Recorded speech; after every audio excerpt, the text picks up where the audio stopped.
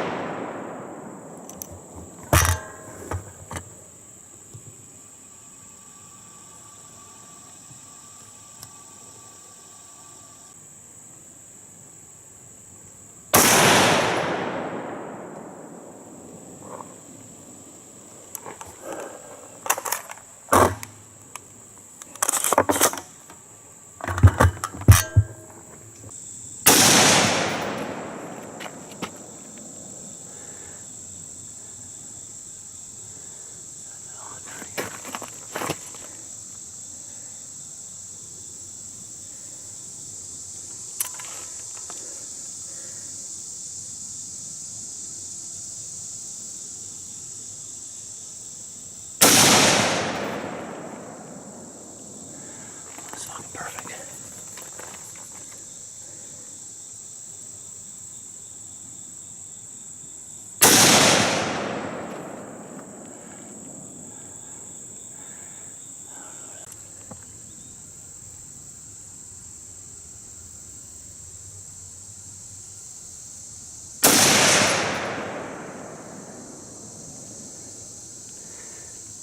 See if I can hit the top of that frickin' target. It's pissing me off.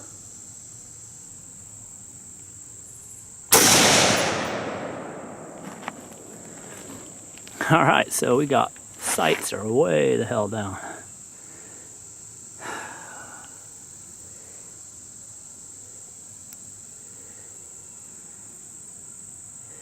See if that's any fucking better.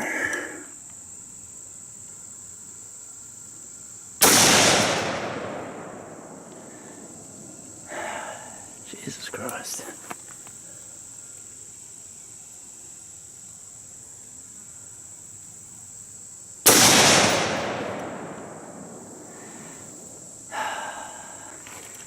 One more maybe.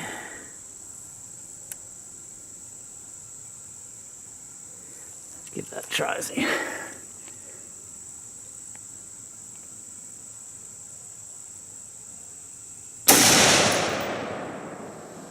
Much, much better.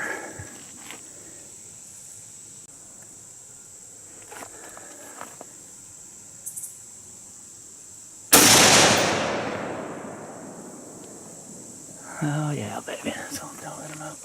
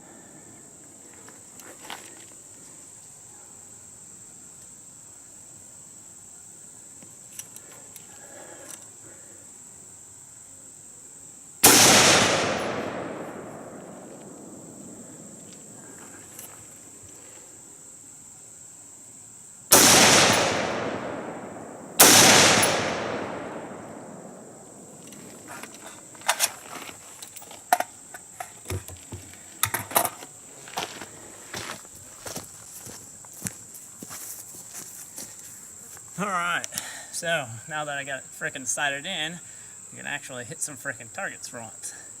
This thing was way undersighted.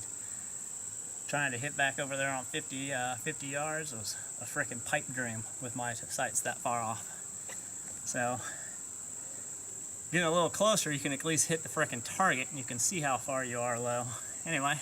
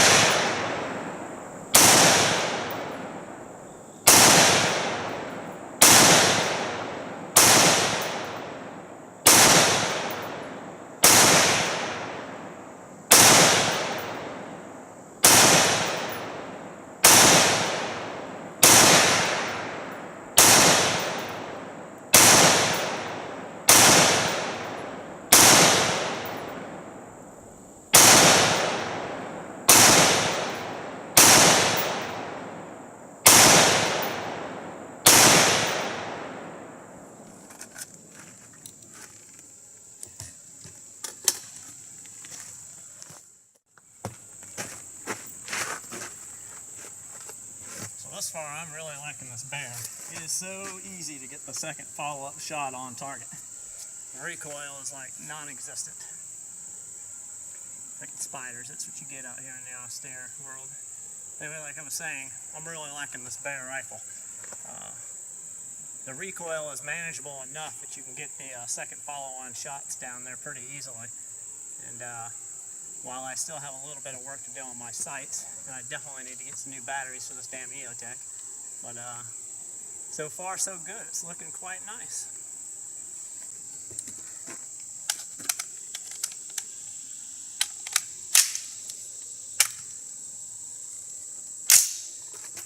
Oh.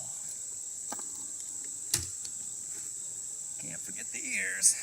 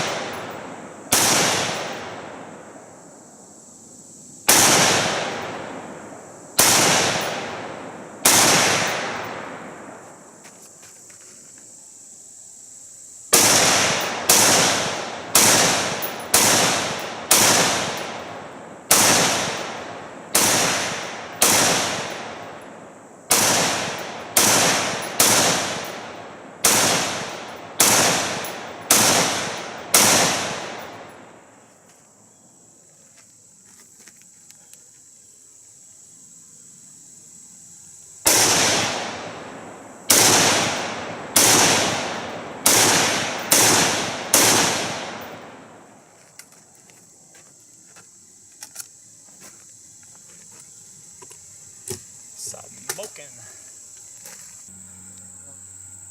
I can say that the rails on that bear do get quite warm after you've been firing it for a little while. Thus the need for a glove or some sort of rail guard or something to that effect. Otherwise, the piston system seems to be working just great. Very little recoil, very easy to control the gun. We'll see how it cleans later, but at this point the piston system looks pretty good. So the B.E.A.R is just an A.R variant by Adcor. They manufacture a pretty unique piston design. I think it differs from a lot of other pistons in that they attempted to try and cure the carrier tilt problem by running the actual piston up the length of the barrel, thus preventing that torque on the carrier itself. And it'll be interesting to take a look at this after we're done firing all these rounds and see how it did. I pretty much already know the answer to it, but it'd be nice to get it on videotape.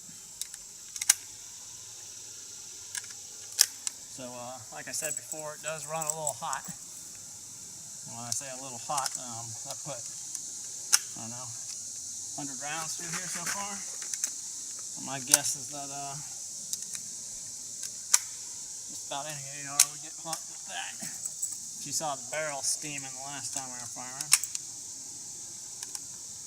I think that that front piston design kind of causes the gases to get expended up there in the front, which maybe heats it up a little bit more than normal.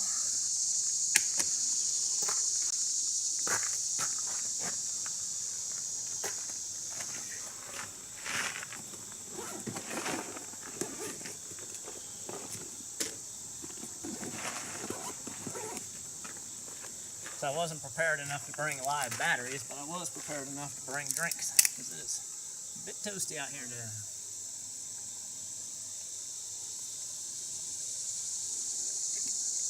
Actually, I don't know what I'm talking about. It's probably in the mid-80s. Get out in the sun though.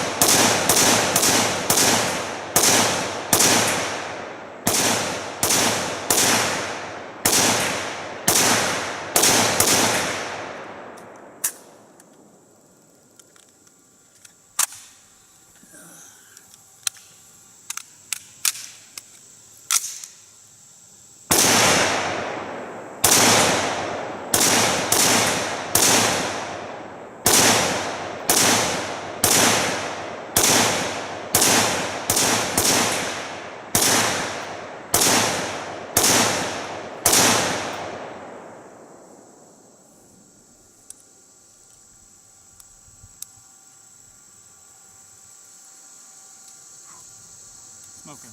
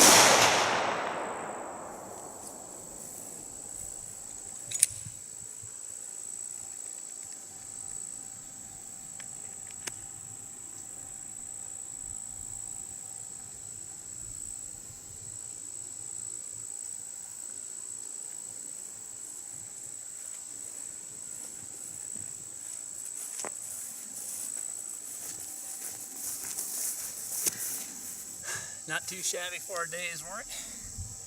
I think we could probably stay here for quite a while longer if I'd brought more bullets. Next time I will. So, anyway, I get some footage here in a little bit of all the area around here so you guys can check it out, but it's basically just an austere range out in the middle of the national forest. It does actually have some stands or seats or whatever, as you noticed. That's was not actually expecting that. And they actually also have some of their own target holders. Wasn't expecting that either. So here I was thinking, crap, I don't really have any target stands yet, but apparently I don't need them. I could bring them, I suppose, if I wanted to, but they're not needed. Fixed shooting areas, you can sort of see kind of in the shade over there. I guess in the middle of the summer they wouldn't necessarily be so much, but they are right now. Those right there are the 100-yard slots. Down there at the end we got 50-yard slots. That's where I started off this morning. Unfortunately my sights weren't targeted in, so that was a bit of a waste. It's fun, don't get me wrong, but it'd be nice to get a little bit more accurate. You can't see where you're hitting, you can't fix your sight. Let me zoom out a little bit and get some of that background. I don't know if you can see with the sun and whatnot, but all wooded back there. In fact, it's all wooded everywhere around here. This is about the only clear spot here. There's the 50-yard targets. Way down there is the 100-yard targets. And that right there is the 25-yard targets. Very easy to get your sighted in there. And up that direction is the parking lot. Get up out of here. The roads, by the way, are very, very rough. I think in the future I might want a four-wheel drive to get here. A little passenger sedan was having some problems. There we go. Not a bad day's work. That's a lot of bullets there, baby. Shot the hell out of those.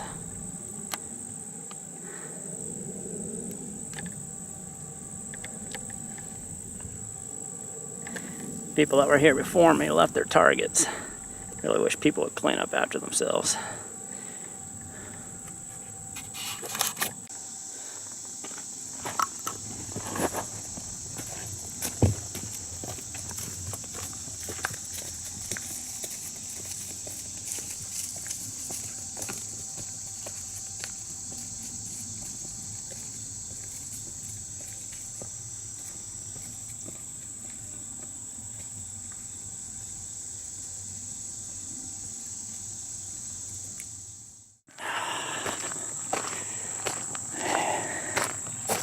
I really, really like this camera.